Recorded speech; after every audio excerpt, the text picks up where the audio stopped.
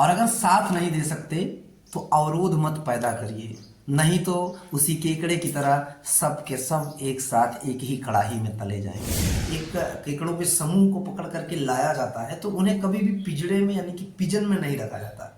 उन्हें केकड़े जो चट्टानों पर चढ़ने वाली समुद्र की लहरों को खाते हैं वो एक बाल्टी से बाहर नहीं आ सकते। जब भी एक केकड़ा बाल्टी पे चढ़ के बाहर निकलने का प्रयास करता है तो दूसरा केकड़ा उसका पैर पकड़ के निकलता है। आपने अपने जीवन में केकड़ा तो कभी ना कभी जरूर देखा होगा।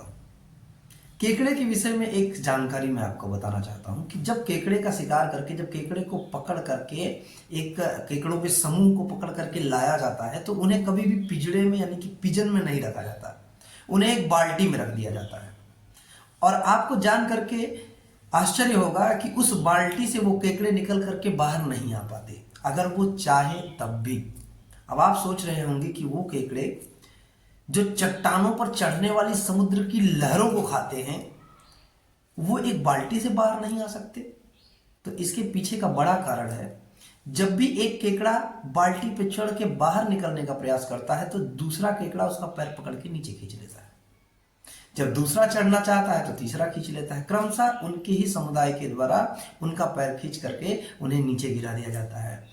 लेकिन अगर वो चाहे तो बारी बारी से हर एक केकड़ा बाल्टी से बाहर जा सकता है और स्वतंत्र हो सकता है, लेकिन नहीं, एक दूसरे का पैर खींच करके वो अपने ही समूह को उस बाल्टी में गिराते हैं और थोड़ी देर में शेफ आता है और उनको जिंदा ही ले जाकर के कढ़ाई में सबको एक साथ तल देता है। अब आप सोच रहे होंगे कि मैं ये कहानी केकड़ों के बारे में बता रहा हूं। नहीं, मैं ये आपके विषय में बता रहा हूं, आप सबके विषय में बता रहा हूं।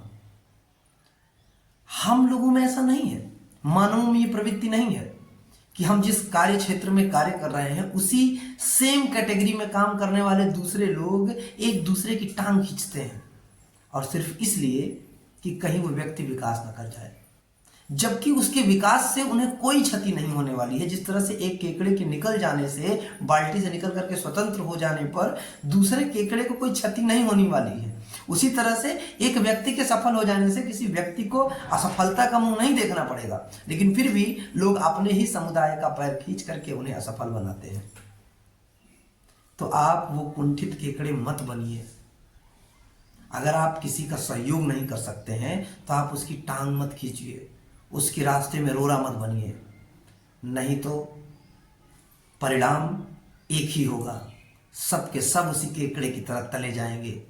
भाई आज आप जिसका पैर खींच रहे हैं, कल को वो आपका भी खींचेगा और आप भी उसी केकड़े की तरह उसी बाल्टी में रह जाएंगे। जय हिंद, जय भारत। मिलते हैं अगली वीडियो में।